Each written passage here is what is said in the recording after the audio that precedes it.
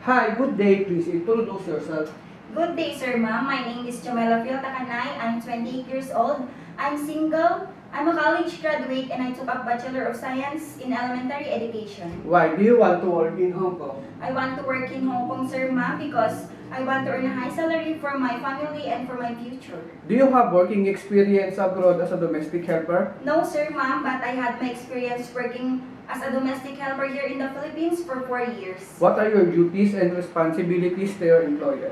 My duties and responsibilities as a domestic helper here in the Philippines are cleaning the house, cooking, doing the laundry, ironing, sometimes marketing, and gardening, sir. And I also know how to take care of pets like dogs and cats. What are your duties? Did you take care of baby, child, or elderly? I took care of children, sir, ages 3 and 7 years old.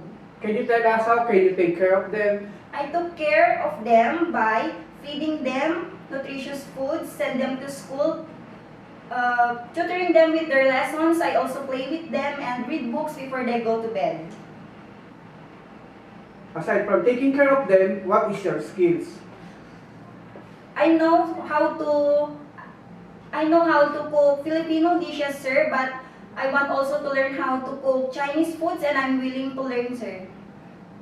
And with the range of my experience, sir, I know also how to take care of pets like dogs and cats. What are the traits necessary to be a good domestic helper?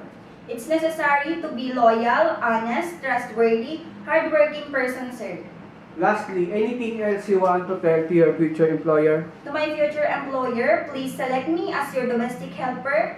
I promise that I will do my duties and responsibilities. I will be honest, trustworthy, a hardworking person, flexible in my works, and I will promise to finish my contract, 2 years contract with you, and took good care of your family. Thank you and see you soon in Hong Kong.